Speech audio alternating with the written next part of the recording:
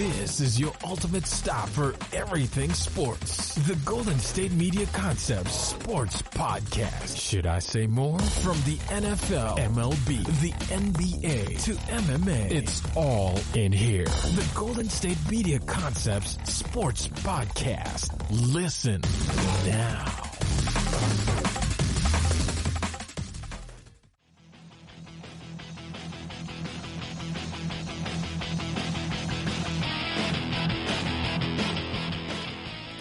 Hello, ladies and gentlemen, and welcome to the GSMC Sports Podcast, brought to you by the GSMC Podcasting Network. And here we are on this beautiful Thursday. I actually don't know if it's beautiful. I'm recording this on Monday because I'm going to the beach, practicing safe social distancing guidelines, of course, as I'm just going to be on the beach drinking beer, so no one better get in my way of that. So that's what that's my plan. So I'm recording this on a Monday. Most of the topics I have here today are pretty, they're not very time sensitive. I mean, they should be good at least for a week. So we'll see. Knowing my luck, it'll mess up. I don't know. But today we're going to be talking about the NFL hiring system. There's been some controversy about the NFL hiring system, the Rooney Rule and stuff like that. So we'll discuss that. We'll also talk about college football players speaking out. We discussed it in Sunday and Tuesday. We mentioned it before, but we're going through the actual survey that The Athletic sent out to college football players to get their response to everything of COVID-19 and college football coming back. So we'll see how that goes. Then we'll talk about the LA Dodgers, how they are facing the ultimate test of process over results. They got Mookie Betts. They had a great offseason. We'll see how that turns out when we get to it. And then, of course, Tennessee football. We'll talk about Tennessee football and their amazing recruiting month that they had this past month. And then we'll talk about we'll have our draft review of the Arizona Cardinals right after that. But first, we're going to talk about which league will return successfully first. So there's optimism, of course, within the NBA about completing this season, which makes sense given its possible conditions for a concluding tournament. If the players are isolated on a Disney World campus, which we discussed that Tuesday, far away from fans, this all seems feasible, albeit difficult. It's tempting to buy into the fantasy that if the NBA pulls it off, sports normalcy will return. Sadly, we're probably a long way from returning to normal for the league, especially. Having 2020 and 2021 season would be far heavier lift than ending the 2019-20 season. This is mostly because the NBA is an indoor sport, and the novel coronavirus, based on recent studies, appears to be an especially pernicious indoor threat. So sports consultant Andy Dolich, who has worked as an executive for the NFL, NBA, MLB, NHL, and professional soccer, they've done everything. He's done everything you could think of. He had a different perspective on the matter.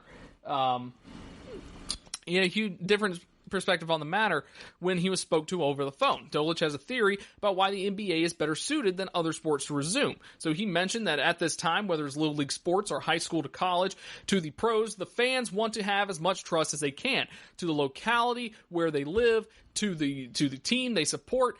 The leagues also have to have incredible trust to its engine, which are the players. You don't have anything without them. Trust is numero uno, according to Dolich. So Dolich's argument is that the labor piece is key right now as the United States' four most profitable sports leagues attempt to chart a course through a perfect storm.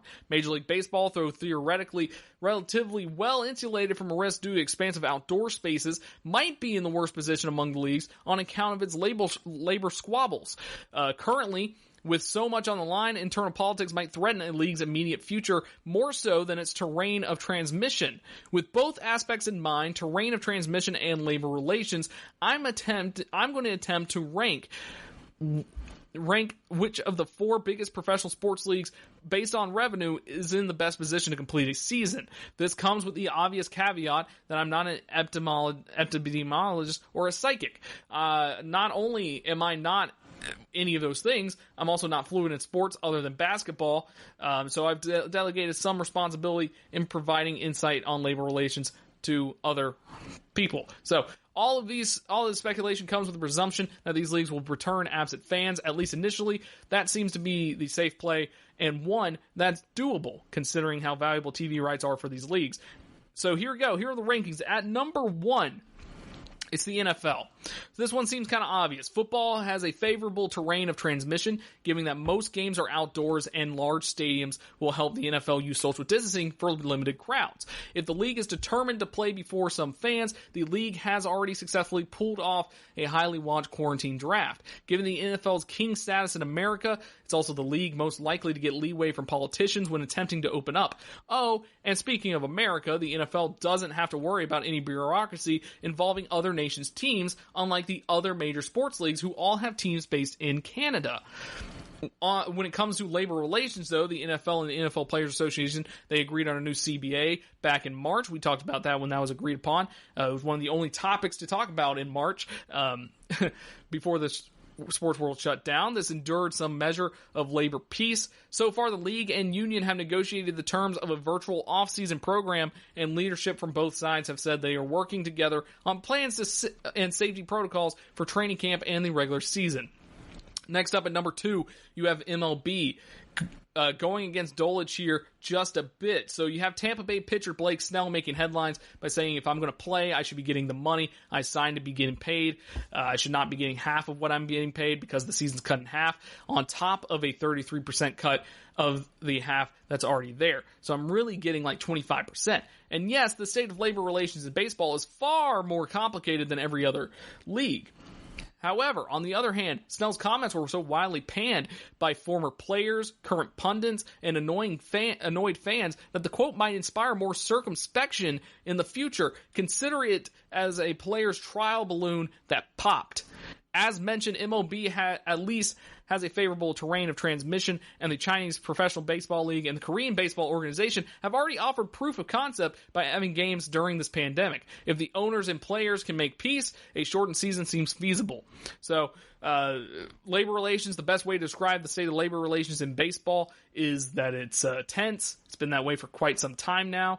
Last week in baseball, labor relations was chaos, and the next might be too, at least when it comes to discussing player pay. But at the same time, there's a movement on working toward new health protocols for the sport in general. Moving on to the NBA, Adam Silver, you got to give him credit. The players seem to like him, and that matters a whole lot right now. The NBA's most prominent union members, President Chris Paul and LeBron James, have demonstrated an intense willingness to finish the season. While the Disney World playoff bubble idea won't solve next season's issues, it will at least help the league develop some best practices when the time comes. So now for the downsides. Even if fans won't be present for games next season, and by the way, gate revenues accounts for nearly half of the NBA's take-home pay, there are significant obstacles to worry about. The sport happens indoors, players are in close contact. It's likely not a coincidence that the NBA already suffered high-profile cases of players contracting and passing the virus to one another. It's also hard to foresee a 2020-21 season that doesn't run smack dab into colder months, where it appears that the viral spread is more likely. So navigating this unprecedented disaster and doing it safely will really test the power of relative labor peace. Then you have the NHL coming in last place. So this is probably not shocking to a lot of people. The NHL has all the terrain of transmission issues the NBA does, more of a binational bureaucracy issue to worry about, plus a little more acrimony between players and management. Still, there are some positive signs, as noted by some NHL writers. So for the two sides that have acrimonious history, the NHLPA and NHL have so far worked together in relative cooperation to try and bring hockey back. It's inevitable that return to play talks and negotiations on the next CBA talks that were happening anyway have intertwined, but so far it hasn't gotten heated publicly. The NHL CBA expires September 15th, 2022, but the League and NHL Players Association have the CBA extension talks over the past year, including most recently just before the pandemic hit. Those CBA talks were shelved when the pandemic hit to focus on the day-to-day managing of the crisis, but sources on both the ownership and the player side agree that it's a must for both sides to find a way to negotiate a long-term CBA, which would provide much-needed stability through the short-term turbulence their business will face for the next few years as a result of the pandemic's damaging impact. There are many who think the two sides will come out of this pandemic with a CBA extension, but easier said than done, especially in a sport where lockouts have been the norm each time a CBA is up. with 94-95 season, 2004-2005, and then 2012-2013. This time, however, labor peace is a must for owners and players to get through this. So, in my opinion, this list makes a lot of sense. The indoor sports are going to struggle a little bit more because they're going to be more worried about transmission and all that. So the NHL being last place makes sense, NBA being right there, but the NBA is going to come back. But the NBA, their biggest worry at the moment might be not starting back up. They might have the starting back up figured out. It might be the next season. How are they going to start the next season?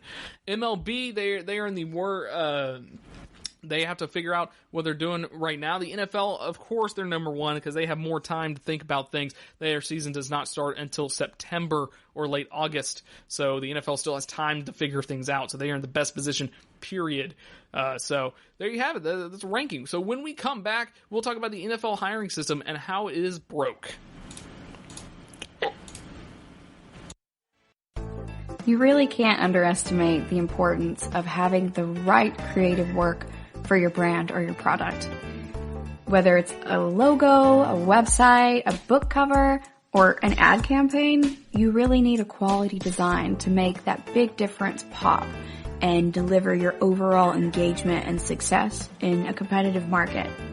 That's where Design Crowd comes in. Design Crowd has over 750,000 designers from Sydney to San Francisco ready to help you with awesome creative ideas. They make crowdsourcing work for you. So if you need a logo or you're working on your creative branding, you can go to designcrowd.com and post a brief describing the design you need. And then within about 2 to 7 days, you'll receive up to over 100 different designs from designers around the world. Then you pick the best design and approve payment to the designer. So you're only paying for the design that you want. It takes a lot of the guesswork out of freelancing and out of crowdsourcing. And you don't have to be a huge company like Harvard Business School to use Design Crowd, although they have used it as well. You can start a project on Design Crowd for as little as $99. And if you go right now to designcrowd.com/health and wellness or enter the promo code health and wellness on their website, then our health and wellness listeners will receive up to $150 off of your design project. That's designcrowd.com/health and wellness or entering that promo code health and wellness. Are you looking for the very best NFL and college football podcast? Then check out the GSMC Football Podcast. Get the latest football news both on and off the field. From the NFL Draft to trades to the rumor mill to the NFL Combines, they got you covered. That's GSMCpodcast.com/football-podcast. Get updates on college rivalries, game day insights, and much, much more. It's football talk the way you want it. This show eats, sleeps, and breathes football. Don't forget to like them on Facebook and follow them on Twitter. Visit GSMCpodcast.com for more info.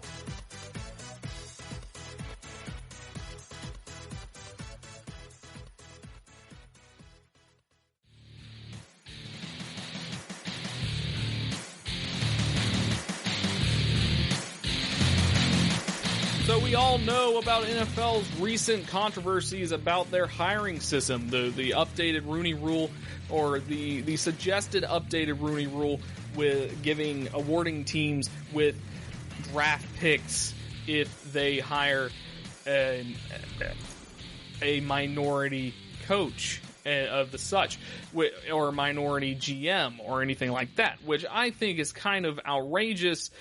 Just because it shouldn't have to be like that. We shouldn't have to be in a scenario where it is like that. But unfortunately, that's where we are in the NFL. The owners are old in their ways, in my opinion, and it's just something we just got to deal with. But anyways, best-selling author Bryant McGill once wrote, "There's really only one true way to progress, and that's fix yourself." The NFL needs to listen to Mr. McGill because the league's system for promoting diversity within the workforce has been completely broken. There are always two issues when it comes to dealing with a significant problem. You have awareness and you have solutions.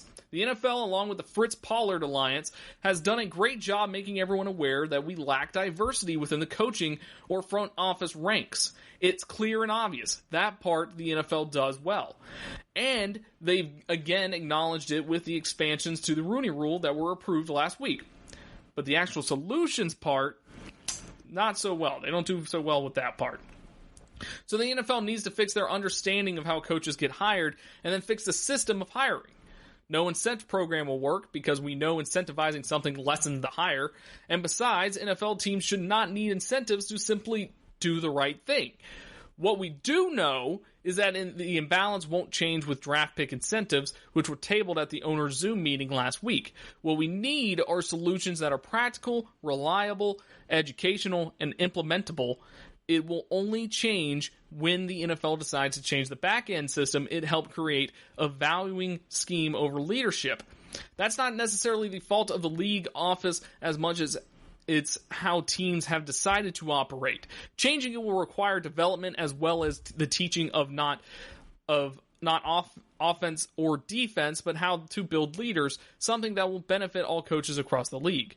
So the first step is to understand the problem comprehensively. For most coaching and front office positions, the hiring process is an election, not a selection. The secret ballot system is in full operation, one that might make former President Lyndon Johnson proud. So the NFL does not always promote the best and the brightest. They promote the one who can get elected, the ones who are politically savvy in an extremely political system, or they choose the person who might not ruffle the feathers of the team's president or general manager or threaten their control of the team. Also, agents and television personalities often hype up the top coordinator or a top personnel man from their favorite teams, which helps sell the idea that the fans and the owners to like him. It's more of a friendship recommendation than a genuine endorsement, yet for some reason, NFL owners become swayed. Coaches, like politicians, have to win primaries, kiss a ton of babies, and get a powerful endorsement, all while being a first-class politician. So, give you an example, the New York Giants recently hired special teams coach Joe Judge from the Patriots as their head coach, even though their own special teams coach, Thomas McGahee, who is African American, is one of the league's best and brightest. This is not a knock on Judge as a coach or a potential head coach. It's more of an example of how things operate in the coaching search. McGahee was more experienced than Judge, played briefly in the league, and started coaching when Judge was still in high school. McGahee has been around successful programs and has paid his dues in the coaching ranks, yet he never had a chance. Why? Many might say because he's a minority, which might have some truth, but it's also because McGahee was not electable to the media or fans. While special teams coaches are never going to be household names that fans will be excited about, Judge has some cash because of his association with the Patriots, which helped John Mara, the president of the Giants, get him elected. McGahee might be the better coach, but coming off 2 losing seasons, he was just not electable. The fact that Judge retained McGahee on his staff based on the recommendations of Mara and the front office is a telltale sign that the Giants recognize he is a quality coach, but to them, he's not electable for a bigger gig. So because of this, why hasn't Kansas City's offensive coordinator Eric Bieniemy been elected? He's come from a winning program, he plays a vital role in their preparation, demonstrates leadership skills, and is presented by a well-connected agent who also represents another NFL coach. What's missing? Maybe his staff decisions might have not appealed to teams, which often is more important than the candidate itself. This is why you call the hiring system a back-end loaded system, because owners and front offices value the entire staff over just the one leader. They value the collection of position coaches over a highly skilled leader. In layman's terms, they would rather have the E Street Band than Bruce Springsteen.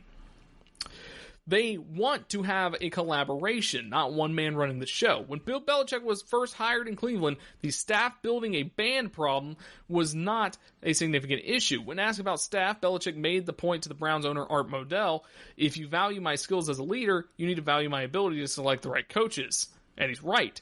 So the hiring process begins when NFL owners talk to other owners who share their opinions. The owners are still in competition with one another, yet they often listen to an opposing owner about the recommendations. For the life of me, I've never understood this part. They're all competing for the same prize. Why would anyone help their competitors?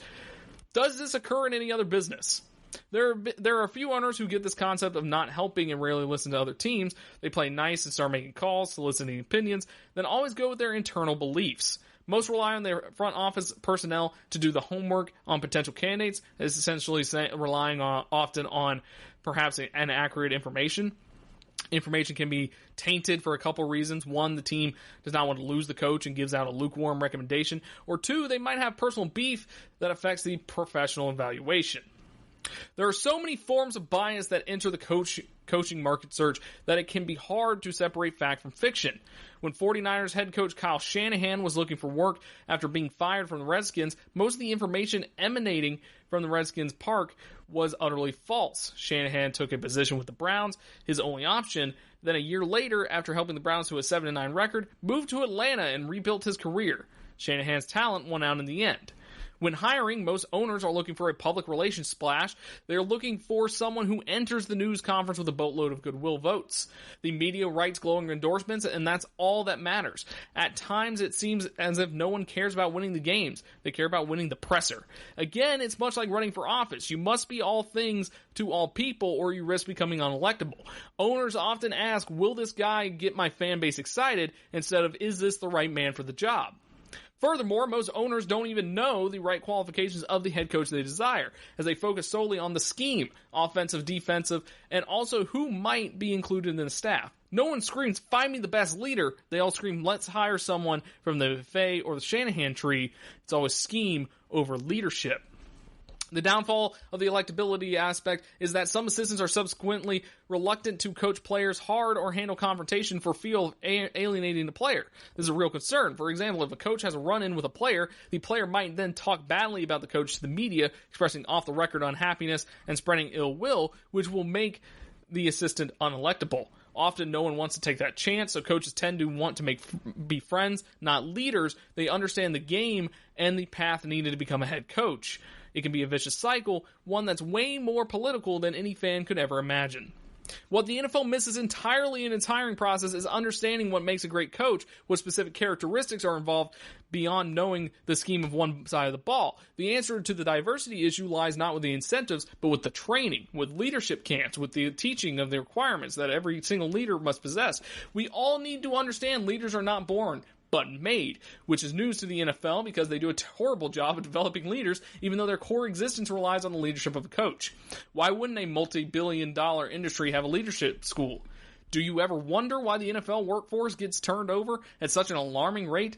It's mostly due to a lack of understanding of how to properly lead and build a culture within organizations.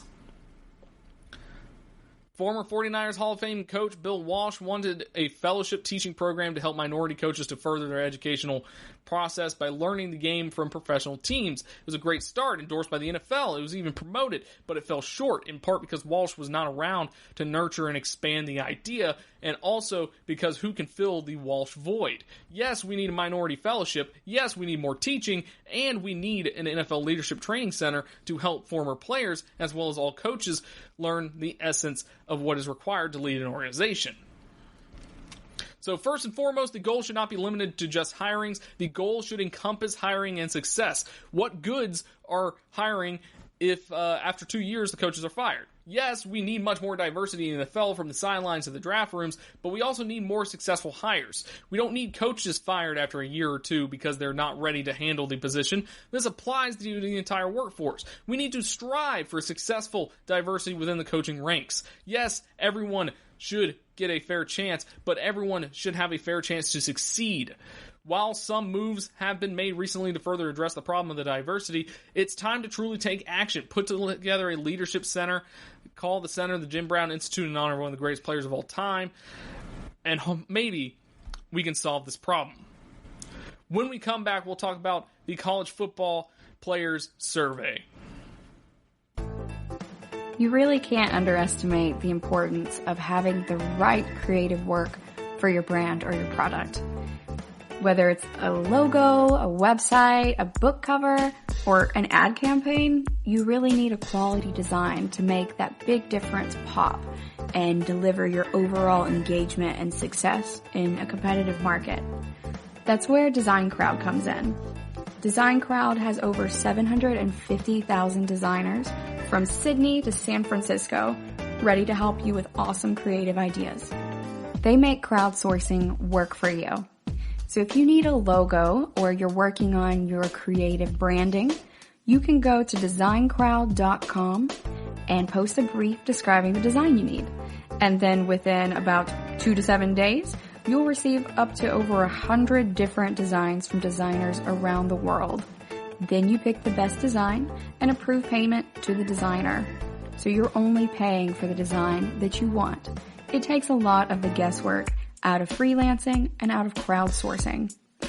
And you don't have to be a huge company like Harvard Business School to use Design Crowd, although they have used it as well.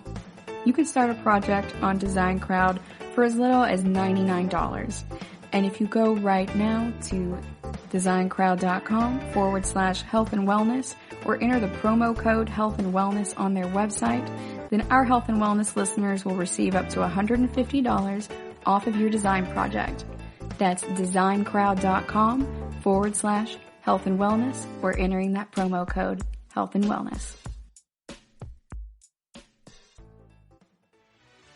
Check out the show that's built on the MMA, from the UFC to extreme cage fighting. They got the fights covered. Check out the GSMC MMA podcast. Get the latest news on past or upcoming fights. Join us as we talk to and about some of the biggest names in the MMA, past, present, and future. When it's the fight game, there's just one show to check out. GSMCpodcast.com/MMA-podcast. Don't forget to like them on Facebook and follow them on Twitter. Visit GSMCpodcast.com for more info.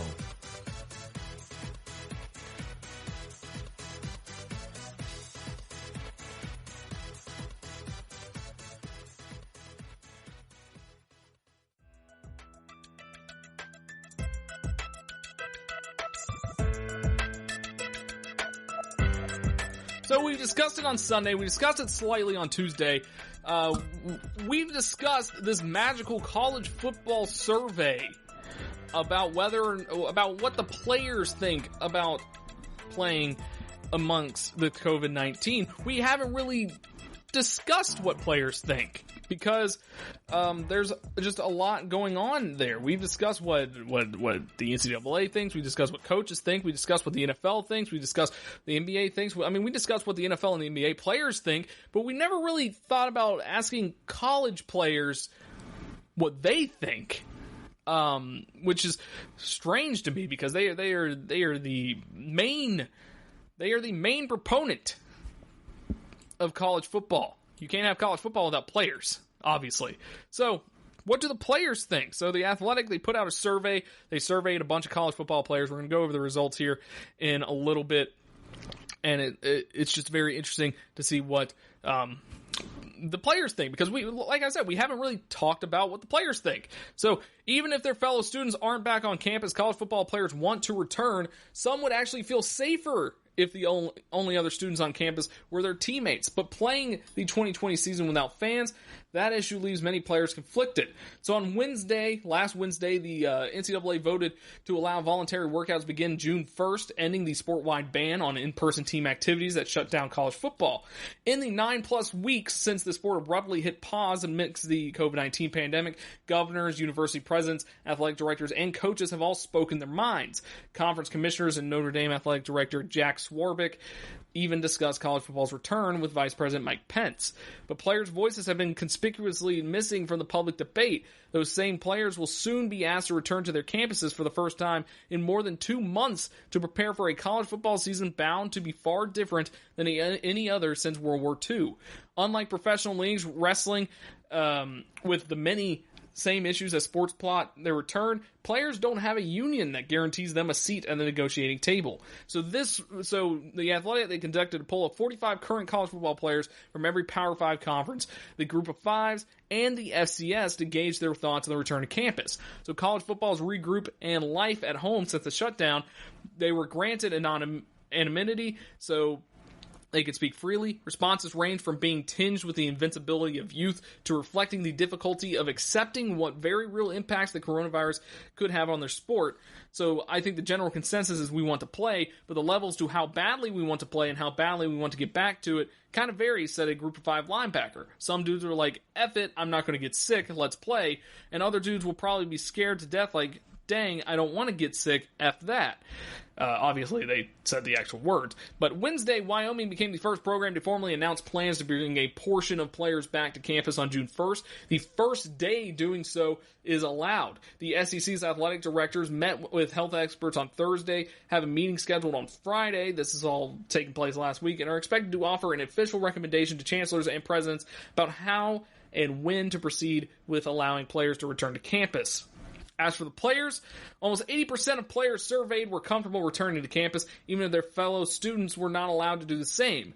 Most universities have already elected to utilize online learning for summer sessions, but are wrestling with how to manage an on-campus experience they intended to offer in the fall.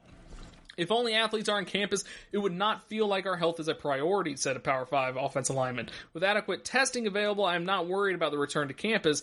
My biggest concern is what will happen if and when a player tests positive. Power 5 quarterback said, I wouldn't be concerned unless the numbers of cases suddenly went back up. So on a scale of 1 to 5, 1 being extremely uncomfortable and 5 being extremely comfortable, 0 players said that they would be extremely uncomfortable. Only 3 rated their comfort level with a return as a 2. Honestly, I'd be fine returning today, a Power 5 punter said. If they want us to wear masks and have us have hand sanitizer in every room we walk into to feel better, I'll do it. I'm just ready for this to be behind us. So soon a return to campus will be behind them, but what happens this fall is still loaded with variables. Wednesday, the Ohio State Athletic Director Gene Smith said Ohio Stadium could host between 22,000 and 50,000 fans for games, depending on the severity of social distancing guidelines. But that could vary from state to state and conference to conference. And if fans can't attend, players were nearly split on whether they wanted to play games or delay the season until fans were allowed inside the stadium gates. More than half of the players voted to delay the season in that scenario. Of the 45 respondents, 24 said they'd rather delay the season than play without fans. If it's not safe for fans, it's probably not safe for players, said a Power 5 quarterback. Group 5 defensive lineman said, I don't do everything I do in the summer to not have fans watch us play. If they said half capacity, then I would say let's do it. Some just wanted to play at all costs. A Power 5 linebacker said, we love our fans but I'd have to play the season. I'd play without fans. I love the game too much. I put too much time and too much effort into it. Fans missing will hurt, but at the same time, this is the game we fell in love with. We didn't fall in love with it because people were watching back when we were playing as kids. So none of the 45 respondents said they had tested positive for COVID-19, but 5 said someone close to them had contracted the virus. Most players were resigned to the reality that a return to campus means immediate testing, followed by frequent follow-ups, as well as the quarantine upon arrival and limited contact with people outside the program.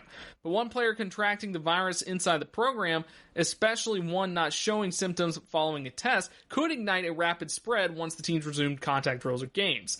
I would think if there is an infected football player on the field, said Anthony Fauci, head of the National Institute of Allergy and Infectious Diseases, earlier this month in an interview with NBC's Peter King, as soon as they hit the next guy, the chances are that they will be shedding virus all over that person.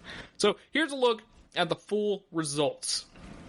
So on a scale of 1 to 5, how worried are you about getting infected with coronavirus if you're asked to report to school and the team this summer? So, 18 players said put a 4 down, 18 players put a 5 down, and that means they're not very worried. Only 2 players put a 2 down. Nobody put a 1 down, so nobody's extremely worried about it. They're unconcerned with contracting the virus themselves, but several were concerned with what it could mean for their communities. I know it's a lot of money to do the testing, but it's worth it to do that than let the virus tear down the university by somebody getting it and spreading it throughout the whole entire city, a Power 5 linebacker said. No player said they were extremely worried about contracting the virus. I'm not worried about getting infected, a Power 5 running back said. At our age, we don't die. So on a scale of 1 to 5, how comfortable would you be with playing in front of a full stadium or limited capacity? So 27 players said they would be very comfortable with that. Only 1 player put a 2 down, which is a 1 is very uncomfortable. There. So several players felt comfortable that people exhibiting symptoms would not be allowed. Temperature checks at the stadium entrance could aid those efforts, but 38 of 45 respondents described themselves as comfortable playing in the stadium with fans. Only one respondent, a Power 5 quarterback, said he was uncomfortable playing in front of fans. I'd be okay with it in terms of myself. I wouldn't be worried about me getting sick, a Power 5 offensive lineman said. Me getting worried about my family getting sick or other people getting sick, that's another story.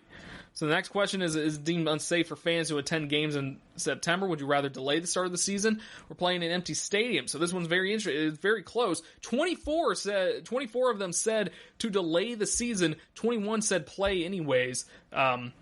An FCS receiver said, being a senior, I want to enjoy it for my family and friends. Power 5 linebacker said, football is not football without fans. There's no point in playing at home if you can't even have fans. Group 5 defensive end who wants to play regardless said delaying the season would complicate the NFL draft process. If you have bowl games in January, you have to decide if you're going to play in that. Then you have a pre-draft process as far as finding an agent, signing. Then you have senior bowls, training for the combine and the pro days. Keeping the calendar as is what's best for the athletes. Which, that's a fair point. On a scale of 1 to 5, how comfortable would you be returning to campus while it remains closed to general students? 27 said they're comfortable with it. 3 said they're not. 3 guys said that put down a 2 for that one. Life during shutdown, how has your ability to maintain your fitness been impacted while at home? There you have severe, moderate, and none. 19 put none, 25 put moderate, 1 put severe, which he said he's got a cinder block inside a backpack right now. That's what I've got. I'm doing curls, doing it all. I'll go on walks with it. I'll carry one in my arms. A Power 5 defensive lineman said you can't ever match the intensity of working out as a team all together at once, doing the same thing together. You can't ever match that intensity doing it outside the walls of the complex. It's not the same without the whistles blowing and the coaches talking and yelling, the players having that team charisma. But I've definitely stayed in shape. Don't get me wrong, but I'd say probably 85% of what I would have accomplished if we were in the walls of the complex. So that's a very important thing to mention as well. So there you have it. This is what college football players are saying about this whole situation, and I just needed to put that out there because not a lot of people are talking about what the actual athletes, the college athletes, are thinking about all of this. But when we come back, we'll talk about the Dodgers and their potential once the season comes back for the MLB when we come back. Are you looking for help for your fantasy football team? Check out the GSMC Fantasy Football Podcast. Get today's best advice on who to start, who to sit, even who you should draft. From sleeper picks to red-hot lineups, they got it all covered for you. That's gsmcpodcast.com/fantasy-football-podcast. We'll cover traditional leagues, dynasty, PPR, even IDP leagues. When you need fantasy help, there's just one show to hit up. Don't forget to like them on Facebook and follow them on Twitter. Visit gsmcpodcast.com for more info.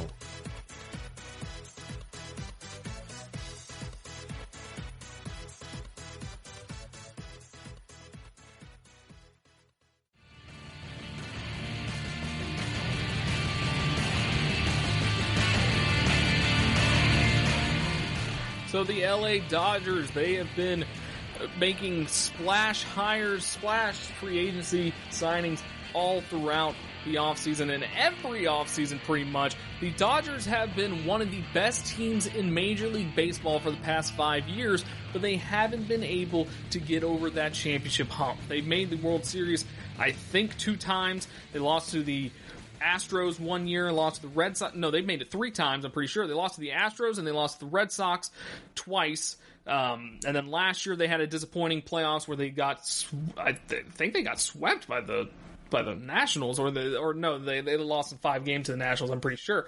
They kind of crashed out of the postseason last October. But this offseason, before the coronavirus and all that kicked in, they were making great strides. They got Mookie Betts. They were looking to be the best team in baseball again, to the surprise of not a lot of people. But the main issue has always been, will they actually make the World Series and win the World Series? So the day after the Dodgers crashed out of the postseason last October, Andrew Friedman left the country. He made the decision on a whim as he nursed wounds caused by different parts of his profession in the sort of sport that stomps on the best laid plans. Earlier in the summer, Friedman had declined an invitation to a friend's 40th birthday celebration in Mexico, scheduled during the playoffs. As the Dodgers president of baseball operations, he expected to be with the team as they sought their first title since 1988. Then Game 5 of the National League Division Series happened. Dave Roberts erred, Clayton Kershaw collapsed, Joe Kelly imploded, and a 106-win team exited the stage. In the aftermath, a shock reverberated through the clubhouse. Friedman messaged his wife, Robin, who was attending the party south of the border, "Can you please book me a ticket?" The next morning, he eased into his airplane seat and nursed a Bloody Mary. Friedman prides himself on championing processes before outcomes. He needed to decompress and absorb this outcome before he could process how to recover. At 43, Friedman had been running baseball teams since the winter of 2005. He thinks and speaks with precision, even when appraising a bender. It was a good time, Freeman said one afternoon during spring training, and it also allowed for a lot of reflection and tuning out noise, and really thinking through things that I think are impactful and important. Freeman left Los Angeles on a Thursday. He returned that Saturday. That Monday, he convened in his front office to review the season and prepare for the winter. The evaluation revealed a roster with no discernible flaws. The only path to improvement, the group decided, involved the acquisition of a superstar. Friedman resolved to stick with his process, even if the outcomes have intensified their ingratitude in the preceding years. The Dodgers reached the World Series in 2017 and 2018, only to lose to two opponents later found to be violating the sport's sign-stealing rules. The team looked even stronger in 2019, only to lose early in devastating fashion. The Dodgers offered Garrett Cole a contract that would have been the largest in baseball history for a free agent pitcher, only to see the Yankees make a bigger wager. When the Dodgers fell short in 2017 and 2018, when they combusted in 2019, when Cole signed elsewhere, after each setback, Friedman did not deviate from his philosophy. He did not splurge on long-term deals his owners might regret. He did not break up his core. He did not deal his best prospects. He stayed patient, worked the phones, and found a way to acquire a four-time All-Star in Mookie Betts. The offseason began with heartbreak and ended in triumph. What could go wrong? Just shy of 5 months after the post-mortem, Friedman sat inside a PETA jungle near his team's complex at Camelback Ranch in Arizona. It was March 3rd, the day before the state of California declared a state of emergency. The pandemic that would engulf the baseball season and the rest of American life was still 8 days away from officially becoming a pandemic. Optimism was in the air at the Dodgers camp. The deal with Boston for Betts, and former Cy Young Award winner David Price electrified the team's lineup, solidified the starting rotation, and certified the Dodgers as a juggernaut. The favorites to make their third visit to the World Series in 4 years. The roster was well stocked, the farm system was robust, the coffers were ready should summertime additions be necessary. Betts would become a free agent after 2020. The Dodgers looked like one of the few teams with the financial wherewithal to sign him, and even if Betts went somewhere else, one season in Dodger Blue would be worth it if it ended in a World Series title. One season of Mookie Betts was still worth plenty. The process behind the construction of the 2020 roster was difficult to criticize, whether it would lead to the desired outcome, to the championship that has been eluded Friedman during his career as an executive and eluded the Dodgers for 3 decades, remain unknown. Friedman turned philosophical when pondering the gap between the two. As Hyman Roth famously said, "It is the life we've chosen," Friedman said. "There are elements of what we do that are very much in our control, and there's aspects of what we do that are not." Friedman thought he understood the variance ahead of him. Weird stuff happens in October. It always does. But what happens if there is no October? In the 4th week of July last summer, Friedman focused his gaze on his former teammate. The Tampa Bay Rays were hosting the Boston Red Sox for a 3-game series where whether Betts might become a Dodger before the July 31st trade deadline depended on the outcome. Friedman had been discussing the parameters of the deal with the Red Sox general manager Dave Dombrowski. Less than a year removed from a title, Boston was unsure about selling the face of the franchise. The Dodgers already led the National League West by more than a dozen games. Their eventual margin in the division would be 21. Freight trains do not require extra outfielders, but that did not deter Friedman. The highest profile additions in his Dodgers tenure have arrived near the deadline. Rich Hill and Josh Reddick in 2016, Yu Darvish in 2017, Manny Machado in 2018, all were rentals on the cusp of free agency. Betts represented an asset on a separate tier, a superstar capable of guiding not one, but 2 attempts at a title. It was a heady thought. The dream fizzled when Boston won 2 of 3 at Tropicana Field and then won 3 against the Yankees. The Red Sox were temporarily back in the race. So that took that off the table. Without Betts in their lineups, the Dodgers were muffled by the Nationals' aces, Strasburg and Max Scherzer in the NLDS. Betts remained in the front of Friedman's mind as the postseason unfolded when Rays executive Shane Bloom interviewed with Boston to replace the deposed Dombrowski.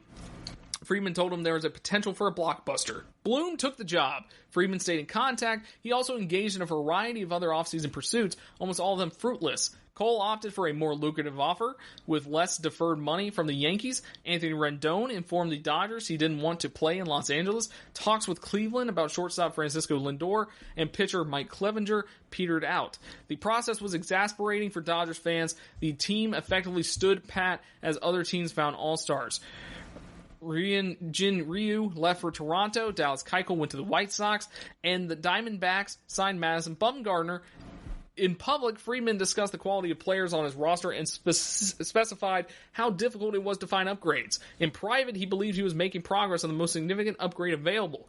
As the calendar flipped to 2020, Friedman and Bloom were inching along. The Dodgers had the money to take on some of Price's contract. They had the prospects necessary to entice Bloom, having protected Alex Verdugo during those deals for Hill, Darvish, and Machado. Friedman had the cunning resources and wherewithal to repair the deal after a three-way exchange involving the Twins fell through. So 4 weeks after the press conference, Utah Jazz center Rudy Gobert tested positive for COVID-19. Major League Baseball suspended operations the next day. The Dodgers dispersed across the country. Friedman stayed at Camelback Ranch for several weeks before returning to Los Angeles. Reached by phone this month, he sought silver linings. He expressed optimism about baseball being played in 2020. Until then, he was glad he could spend Mother's Day with his wife. He binged Unorthodox and Ozark. He got to scramble eggs for his kids. I've gotten really good with smoothies, he said. But the monotony without games, he admitted, was not ideal. I guess this is a good indicator that this has gone on for a long time. I even missed the losses, Friedman said. The process that led to the assembly of the 2020 Dodgers was pristine. But what now of the outcome? Doubts still linger about Major League Baseball's ability to get going, let alone make it through the season without another outbreak. It is not hyperbolic to suggest Betts may not play a single inning as a Dodger. Friedman said he had not spent much time pondering that scenario. Hopefully, if it ends up going in that direction, I'm able to practice what I preach. So, interesting story about how the Mookie Betts trade came about. The Dodgers, I feel like this is the Dodgers have one of the best farm systems in the league. This is not going to be their last chance at making, but I think this is the best push that a team has ever made to try to win a World Series. But baseball is just that weird, man. You can't guarantee championships in baseball. You have to work for it. No matter how well your offseason went, things can go wrong. Injuries can happen. Bad breaks can happen. I mean, it's just baseball is a mistress, you know. She will screw you over any chance you get. Any chance you get. So there you have it. The Dodgers coming up, and hopefully they can get everything ready to go for when the season comes back, whenever it does come back. When we come back, we'll talk about the Tennessee Volunteers and how Jeremy Pruitt and Tennessee have kept busy in different ways and places when we return. Are you looking to get your college football fix?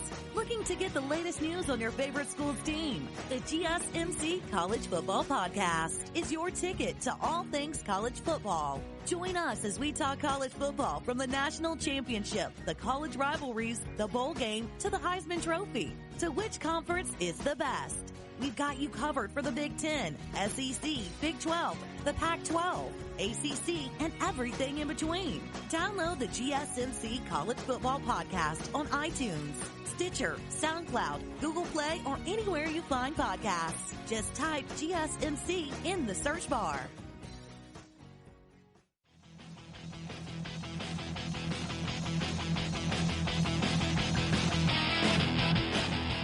So, ladies and gentlemen, if you do not keep up with college football recruiting, that is perfectly fine, because I don't really keep up with it either, but it is impossible to talk about college football at the moment, or college football recruiting, period, without discussing Tennessee's incredible run lately with their recruiting class. The past month for Tennessee in this COVID-19 world where everything is shut down, Tennessee is strolling along with one of the best recruiting classes that you could ever see. So a month ago, they had one of the best recruiting classes. The Vols have already received 10 commitments, a total higher than nearly all of their conference rivals. Although they were only ranked number 17th nationally, with the composite ratings for the 2021 class. They're now ranked amongst the nation's best. So, in case you don't know, all recruiting visits, they're shut down for more than 2 months now. They were shut down 2 months ago because of COVID-19, and to be fair, for states that can't do anything, recruiting visits were cut down. So there's no recruiting visits. So, the unusual circumstances have not prevented Tennessee from becoming the nation's hottest team on the recruiting trail over the past month. Starting with a run of 11 commitments in 15 days. The Vols have added 14 players to their class in the past month and now have 24 total commitments despite the early signing date for 2021 class being almost 7 months away. So 11 of the 14 players who have committed to Tennessee since April 26 currently are rated 4-star or 5-star prospects, either by 247 sports rankings or industry-generated composite rankings. So the red-hot recruiting by Vols coach Jeremy Pruitt's staff lifted Tennessee to number 2 nationally in the composite team rankings by May 4th, and the Vols have remained there ever since then, trailing only Ohio State. Tennessee now has more class of 2021 commitments than any other Power 5 program. It has been a wild month that has made the Vols the talk of the recruiting world and generated plenty of buzz on social media. Here's a look back at each of the additions that Tennessee has made to its 2021 recruiting class since April 26th, and how the Vols class has transformed over the past month. So, we're going to start with April 26th. Tennessee started its tear last month with a high-profile addition that might have been as surprising as any of the Vols' recent commitments. Elite edge rusher Dylan Brooks of Hanley High School in Roanoke, Alabama, have visited Tennessee 8 times in the span of a year. Although many people still thought he was unlikely to leave the state of Alabama, but he ended up picking the Vols over Auburn, LSU, and Alabama last month, giving Tennessee a top 50 prospect nationally at a position of need. Brooks is ranked number 36 overall prospect and number 1 weak side defensive end in the 2021 class. April 27th, less than 24 hours after Brooks announced his commitment to Tennessee, the Vols made another somewhat surprising addition to their class, landing defensive back Kamar Wilcoxon, which is a weird name, not gonna lie, from IMG Academy in Bradenton, Florida. Wilcoxon previously had been committed to Florida on 2 separate occasions, picked Tennessee over Alabama, Ohio State, and Georgia, giving the Vols a highly ranked defensive back who might be capable of playing cornerback or safety. An Atlanta area native who previously played at Stevenson High School in Stone Mountain, Georgia, Wilcoxon revealed his latest decision a little more than a month after he parted ways with the Gators on March 26. April 28th, Tennessee picked up a highly ranked commitment for the third time in as many days with 4-star wide receiver Julian Nixon of Centennial High School in Roswell, Georgia. He announced his commitment to the Vols. He's a 6'3", 230-pound. He admitted that the Vols had named Tennessee. He admitted that he named Tennessee his leader in early April before choosing the Vols over offers from at least 20 other schools, including Georgia and Ohio State. Tennessee gave him an early offer more than 2 years ago, and he made his first visit to Knoxville in late March 2019. His father, Reginald Nixon, and Vols coach Jeremy Pruitt are both Alabama natives who were teammates at Middle Tennessee in 1994, so that definitely was a bump there. April 30th, just 2 days after Nixon's commitment, Tennessee landed another pair of high-priority targets on the same day within the span of little more than an hour. Tyon Evans of Hutchinson, Kansas Community College, the nation's top junior college running back in the 2021 class, first announced his commitment to Tennessee, choosing the Vols over home state school South Carolina, despite never having visited Tennessee's campus. Later that afternoon, 5-star linebacker Terrence Lewis of Chaminade Madonna College Preparatory in Hollywood, Florida, picks the Vols over Nebraska and Texas A&M. Lewis, a former Florida commit who visited Tennessee in June, remains the highest-ranked prospect in the Vols 2021 class. May 3rd, after going 2 days without a commitment, Tennessee continued its tear on the recruiting trail by again making 2 more additions to its class on the same afternoon. Defensive back Deshaun Rucker of Tallahassee, Florida, first picked the Vols over Clemson and LSU, along with offers from more than 15 other teams, after visiting Tennessee on February 1st and being a high-priority target for the Vols for more than 3 months. Later that afternoon, top 247 running back Cody Brown of Parkview High School in Lilburn, Georgia, announced his commitment to Tennessee, choosing the Vols over Auburn. Brown has visited Tennessee at least 3 times, most recently attended their junior day on February 1st. Tennessee, on May 4th, Tennessee again received commitments on consecutive days, following the additions of Rucker and Brown by landing offensive tackle Colby Smith of Reedsville, North Carolina. A little more than 24 hours later, the 6'7", 295-pound Smith chose the Vols over North Carolina, NC State, Louisville, and South Carolina, becoming the first projected offensive lineman in Tennessee's class. Smith's commitment lifted the Vols to number 2 nationally and the 247 Sports Composite Team rankings for the 2021 class. He picked up an offer from Tennessee in January and visited the Vols for the first time just 10 days later to attend their junior day on February 1st. May 9th, after getting 8 commitments in the span of 9 days, Tennessee went almost a week without getting another addition because, they need a break. People need breaks sometimes. But they got another addition to their class by starting a big weekend with the commitment of 4-star defensive tackle Ketron Evans of St. Francis Academy in Baltimore, 6'4", 320-pound Evans, named a top 8 in April. That included Auburn, Georgia, Alabama, Florida, USC, TCU, Arizona State, before picking the Vols, who had pursued him for more than 2 years and hosted him on a pair of visits. Evans, who has received offers from at least 40 schools, is a former teammate of Tennessee freshman defensive lineman Dominic Bailey.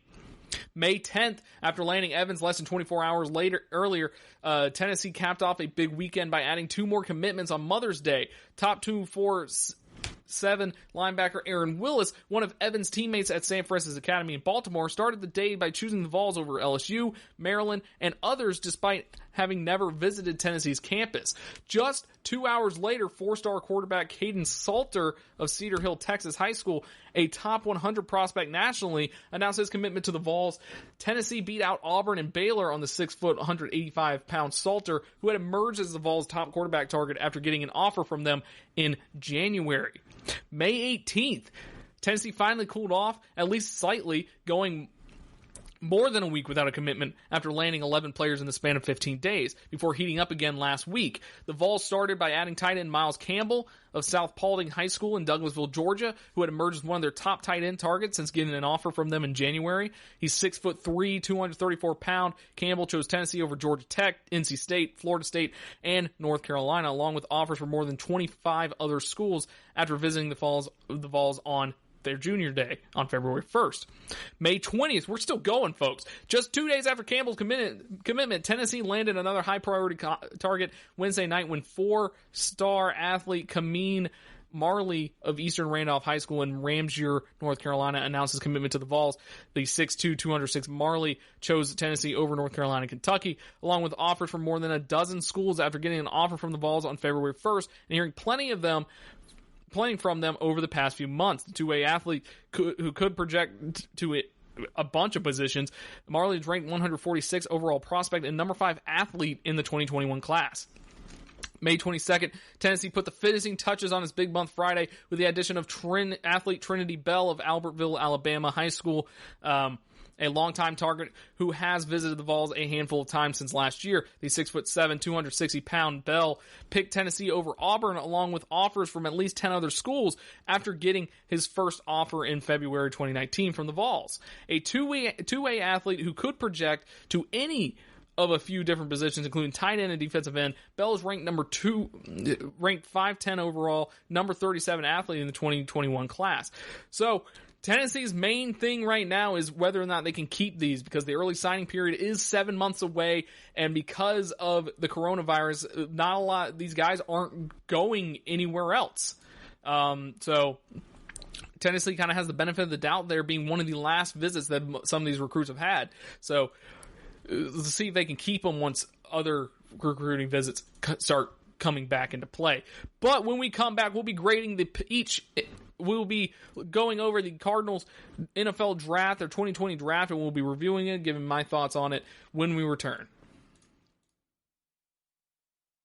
Check out the show built around the women of MMA. From the UFC, Invicta FC, Bellator, and one championship. We got the fights covered. It's the Golden State Media Concepts Women's MMA Podcast. The latest news of upcoming fights, discussions of previous matches. Join us as we talk to and about the biggest names in women's mixed martial arts. Past, present, and future. When it's the women's fight game, you know where to listen to. The Golden State Media Concepts Women's MMA Podcast.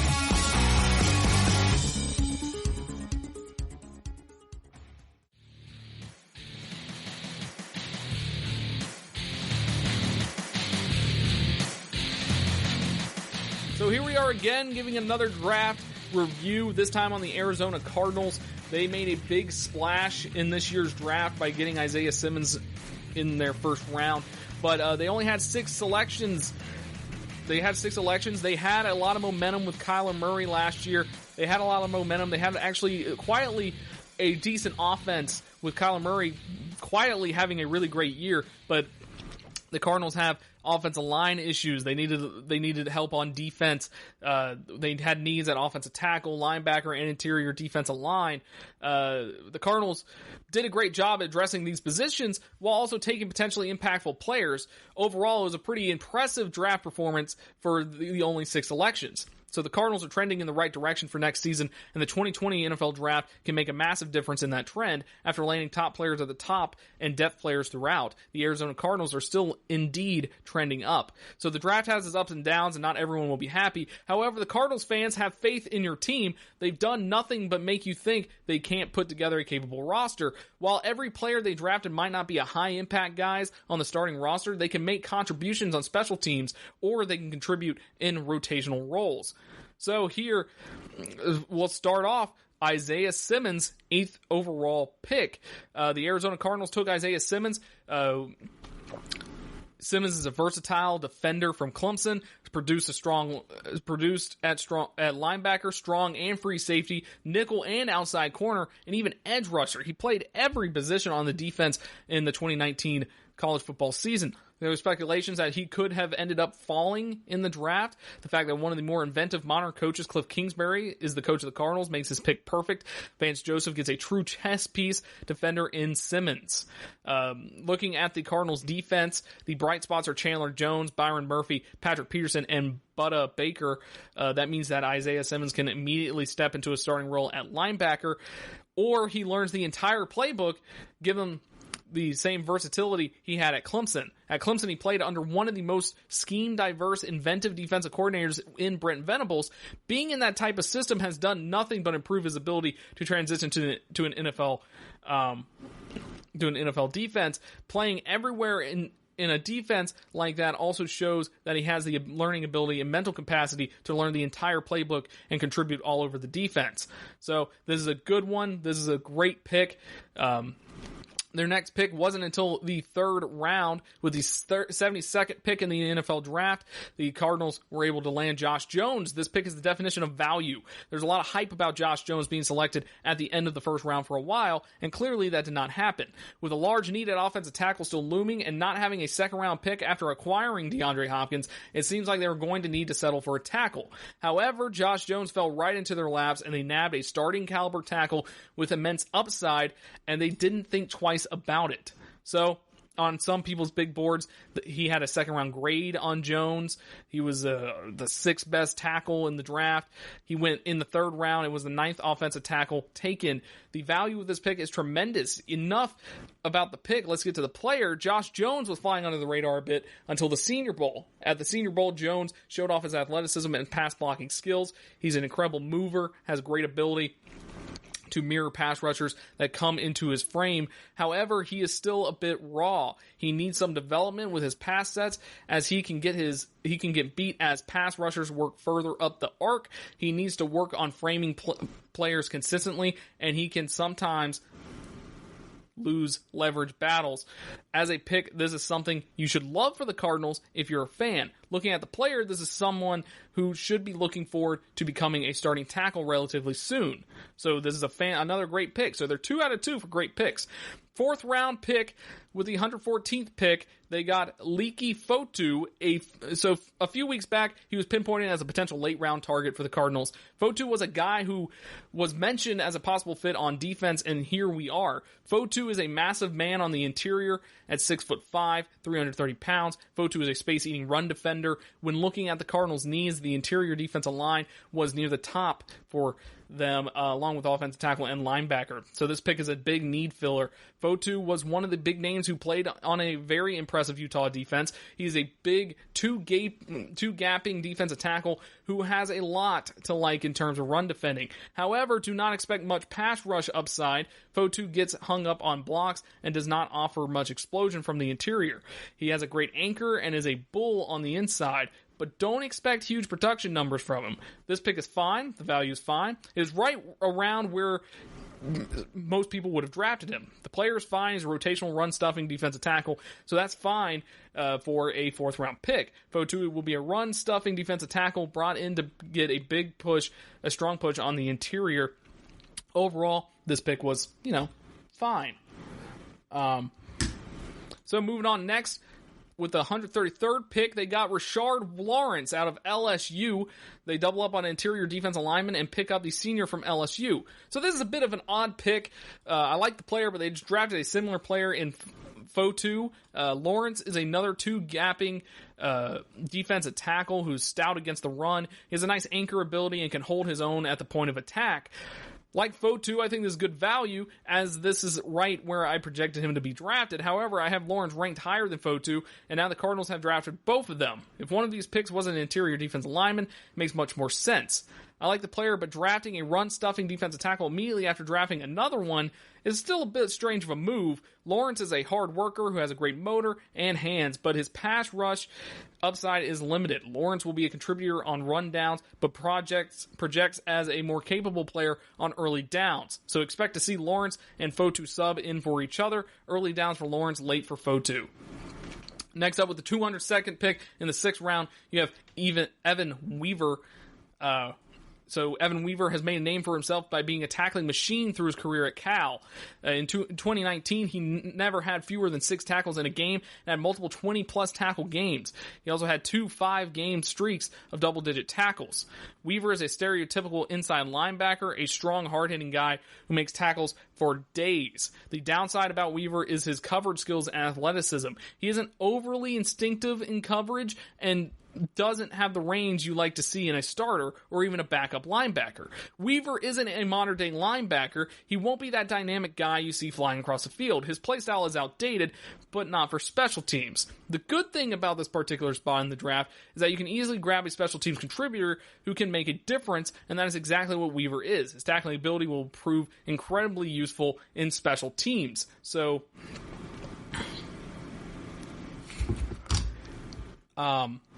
Weaver doesn't have any upside really, unfortunately, but I mean, you could expect him to develop, maybe work his way into a contributing role, stuff like that. So next up, we have their 7th round pick, Eno Benjamin, running back out of Arizona State, with the 222nd pick. The Cardinals brought in running back Eno Benjamin.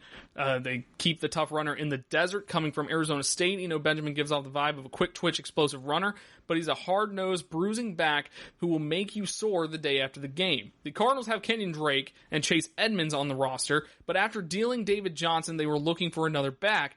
The value of this pick is tremendous. He had the 3rd round grade on the Arizona State running back. The Cardinals grabbed him in the 7th round. Looking at his value compared to other players on the board, still fantastic. Benjamin was the best player available and is likely the same case for Steve Keim and the Cardinals.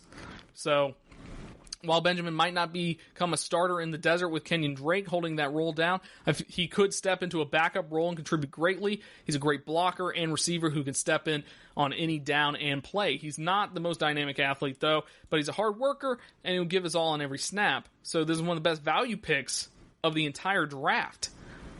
So overall, they filled some needs. They got a star player in Isaiah Simmons. They filled that offensive tackle need. They've got some defensive linemen that will help out tremendously. And the Cardinals, after the offseason that they had where Kyler Murray, or after the season they had with Kyler Murray playing much better than they expected, and then, of course, adding on to that offense with DeAndre Hopkins, the Cardinals are looking to be pretty dangerous here coming up in a little bit if in the next season. So I'm very excited to see how the Arizona Cardinals progress and how their offense progresses and how all these defensive guys work in their system. Vance Joseph is not a bad coach. He's a really good defensive coordinator. So they got some great guys. The interior linemen, the 2 in the row, is kind of weird, but I mean, it's not that big of a deal. Evan Weaver could be a great special teams guy. Eno Benjamin could be a great future running back for the Cardinals. So overall, I think this is a great draft for the Arizona Cardinals. But anyways, that is it for the show. I hope this was a great show for you guys. If you like the show, like, rate, and subscribe wherever you get your podcast. And I'll talk to you all on Sunday. Have a great weekend. You've been listening to the Golden State Media Concepts Sports Podcast, part of the Golden State Media Concepts Podcast Network. You can find this show and others like it at www.gsmcpodcast.com. Download our podcast on iTunes, Stitcher, SoundCloud, and Google Play. Just type in GSMC to find all the shows from the Golden State Media Concepts Podcast Network, from movies to music, from sports to entertainment, and even weird news. You can also follow us on Twitter and on Facebook. Thank you, and we hope you have enjoyed today's program.